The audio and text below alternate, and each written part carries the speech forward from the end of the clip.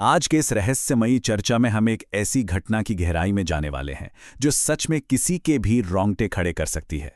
The ghost of Bhadsara. सुनने में शायद ये किसी पुरानी डरावनी फिल्म का नाम लगे, है ना? लेकिन दरअसल ये महज कोई भूत प्रेत की कहानी नहीं है। ये इंसानी भावनाओं, अधूरे सच और एक 40 साल के मास्टर राजू यादव की एक ऐसी रात की दास्तान है जिसने उनकी पूरी जिंदगी को हमेशा के लिए बदल कर रख दिया। तो चलिए इस सफर पर चलते हैं। पूरी कहानी का जो माहौल है ना, वो बस इस एक लाइन से सेट हो जाता है। ठीक है साहब, मगर बहुत देर मत कीजिएगा, इस गांव में बारिश अजीब होती है। जरा सोचिए, रात का समय हो और कोई बहुत ही संजीदगी से आपसे ये कहे। ये चेतावनी थी स्कूल के चपरासी रमेश की। रमेश वैसे तो बहुत कम बोलता था, लेकिन उस दिन उसकी आवाज में एक अजीब सा भारीपन था। राजू ने उस शुक्रवार की शाम देर तक रुकने का फैसला किया था और रमेश की इस एक लाइन ने हवा में तुरंत एक सस्पेंस घोल दिया कि आखिर इस गांव की बारिश में ऐसा क्या था जो इतना अजीब था। अब जरा बात करते हैं उस जगह की जहां ये सब हुआ। भदसरा, उत्तर प्रदेश का एक ऐसा बेहद सुदूर और कटा हुआ गांव जहां पहुंचते पहुंचते गूगल मैप्स भी हार मान लेता है। पक्की सड़क तो गांव शुरू होने से पूरे 3 किलोमीटर पहले ही खत्म हो जाती है। अब यहां ध्यान देने वाली बात यह है कि ऐसा सन्नाटा और ऐसा एकांत राजू यादव को बिल्कुल परफेक्ट लगता था। 40 साल की उम्र, आंखों पर मोटे फ्रेम का चश्मा और हाथ में चाय का थर्मस। राजू ने खुद शहर की उस भीड़-भाड़ से दूर इस शांत जगह को चुना था। उसे बस सुकून चाहिए था।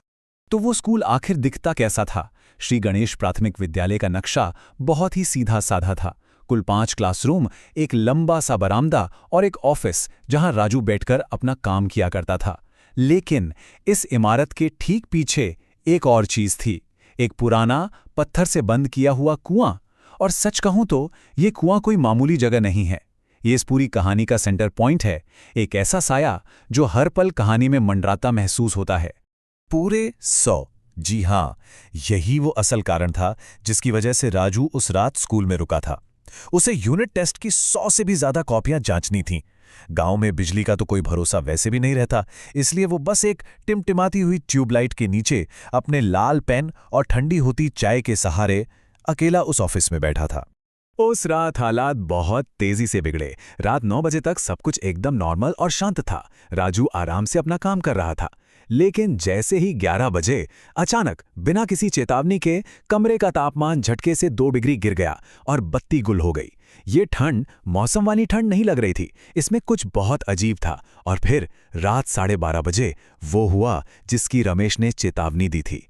एक भयानक, कान के पर्दे फाड़ देने वाली बारिश शुरू हो गई। ऐसा लग रहा था मानो आसमान टूट पड़ा हो। और बस यहीं वो पल आता है जब राजू की नज़र कॉपी से उठकर दरवाजे पर जाती है। उस घुप अंधेरे और बारिश के बीच बाहर बरामदे में एक 10-11 साल का बच्चा एकदम चुपचाप खड़ा था। उसने स्कूल की गहरे रंग की यूनिफॉर्म पहनी थी। सफ़ेद शर्ट बारिश में इस कदर भीग चुकी थी कि पारदर्शी हो गई थी। उसके पैरों में कोई जूते नहीं थे। लेकिन सबसे डरावनी बात क्या थी पता है? उसकी आंखें। वो आंखें पूरी तरह खुली थीं, लेकिन उनमें कोई भाव नहीं था। न कोई डर, न मदद मांगने की कोई आस, बस एक खौफनाक खालीपन। राजू की तो जैसे सांसें ही अटक गईं। और अब सामने आता है इस पूरी घटना का सबसे रोंगटे खड़े कर देने वाला सच। एक ऐसा विरोधाभास जो दिमाग को सुन्न कर दे। वो बच्चा उस मूसलाधार बारिश में सिर से पैर तक भीगा हुआ था, लेकिन जिस फर्श पर वो खड़ा था ना, वो बिल्कुल सूखा था। वहां कोई गीले पैरों के निशान नहीं थे, पानी की एक बूंद भी फर्श पर नहीं थी। ये एक ऐसा दृश्य था जो विज्ञान और वास्तविकता के हर नियम को तोड़ रहा था। इस एक बात ने राजू की रीढ़ में वो सिहरन पैदा कर दी जो किसी भी मौसम की ठंड नहीं कर सकती थी। इसके बाद जो हुआ वो और भी ज्यादा खौफनाक था। कोई भी आम इंसान शायद वहां से भाग खड़ा होता, लेकिन राजू डरते कांपते हुए मोमबत्ती लेकर बाहर निकला। उसने बच्चे का नाम पूछा, पर बच्चे ने कोई जवाब नहीं दिया। वो बस खामोशी से एक कदम पीछे हट गया। और फिर पहली बार उस बच्चे ने कुछ किया। उसने अपना हाथ उठाया और स्कूल के पिछले दरवाजे की ओर इशारा किया, और अगले ही पल, पलक झपकते ही वो धुएं के गुब्बारे की तरह हवा में गायब हो गया, बिल्कुल गायब। उस इशारे में कुछ ऐसा था जिसने राजू के अंदर के डर को एक अजीब सी हिम्मत में बदल दिया। दिमाग चीख चीख कर कह रहा था कि दरवाज़ा बंद करो और अंदर बैठ जाओ, लेकिन वो खुद को रोक नहीं पाया। वो पिछले दरवाजे से बाहर निकला और उस घने अंधेरे कीचड़ भरे आंगन में सिर्फ एक टॉर्च की रोशनी के सहारे उस पुराने कुएं की ओर बढ़ चला। तो अब सबसे बड़ा सवाल यही गूंजता है, उस कुएं के पास, उस भयानक बारिश और कीचड़ में आखिर ऐसा क्या छिपा था? वो ऐसी कौन सी चीज थी जिसकी ओर वो रहस्यमयी बच्चा इशारा कर रहा था? वहां कीचड़ में आधा दबा हुआ एक छोटा सा नीले रंग का स्कूल बैग पड़ा था, बारिश में पूरी तरह भीगा हुआ। टॉर्च की कांपती रोशनी में जब राजू ने उसकी तख्ती पढ़ी तो उस पर लिखा था मोहन, कक्षा 4। राजू तुरंत उस बैग को लेकर अंदर ऑफिस में आया। जब उसने उसे खोला तो अंदर की सारी किताबें और कॉपियां पानी से गल चुकी थीं। सब कुछ बर्बाद हो चुका था सिवाय एक चीज के। अंदर एक हिंदी की कॉपी थी जो बिल्कुल 100% सूखी थी, जैसे पानी की एक बूंद ने भी उसे छुआ तक ना हो। और उस सूखी कॉपी का आखिरी पन्ना एक ऐसा सच खुलता है जो दिल दहला दे। उस पर एक बच्चे की टेढ़ी मेढ़ी लिखाई में एक लाइन लिखी थी, मास्टर जी मैं गया नहीं हूं, मुझे ढूंढो। लेकिन बात सिर्फ इतनी नहीं थी। इसके ऊपर जो तारीख लिखी थी वो थी 14 सितंबर, यानी उस भयानक रात से ठीक 3 साल पहले की तारीख, एकदम उसी रात की। खैर, रात जैसे तैसे बीती और अगली सुबह जब चपरासी रमेश स्कूल पहुंचा तो वो एकदम सन्न रह गया। रात को उसने खुद बाहर से ताला लगाया था, फिर ये ऑफिस का दरवाजा अंदर से कैसे खुला? वो हड़बड़ाकर अंदर गया और उसने देखा कि राजू उसी कुर्सी पर बैठा है, आंखें पूरी तरह जगी हुई, और उसके ठीक सामने मेज पर वो पुराना नीला बैग और वो कॉपी रखी थी।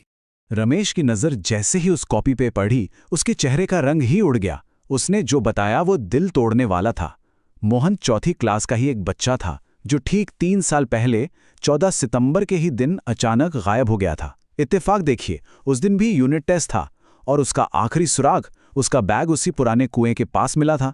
लेकिन बच्चा जैसे हवा में ही गायब हो गया था। अब वो सारी कड़ियां आपस में जुड़ रही थीं। यहां से ये कहानी हॉरर या डर से बहुत आगे निकल जाती है। ये बात है एक गहरे दर्द की, एक ऐसी दुखियारी माँ की जो पिछले पूरे 3 सालों से हर रात बिना नागा किए अपने दरवाजे पर एक दिया जलाकर रखती थी। उसे आज भी यही उम्मीद थी कि शायद उसका बेटा रात के अंधेरे में कहीं रास्ता भटक गया है और ये दिए की रोशनी उसे वापस घर तक ले आएगी। राजू ने सुबह होते ही कोई तमाशा नहीं किया, गांव में कोई अफवाह या अंधविश्वास नहीं फैलाया। वो सीधे मोहन के घर गया। उसने चुपचाप बिना कोई शोर शराबा किए वो नीला बैग उस माँ के सामने रख दिया। ये कदम उसने किसी डर से नहीं उठाया था, बल्कि एक ऐसी गहरी सहानुभूति और समझ से उठाया था जो शब्दों में बयान नहीं की जा सकती। उस माँ ने जब वो बैग देखा तो उसने उसे ऐसे सीने से लगा लिया जैसे वो कोई बैग नहीं बल्कि उसका अपना बच्चा हो। राजू को कुछ भी समझाने की जरूरत ही नहीं पड़ी।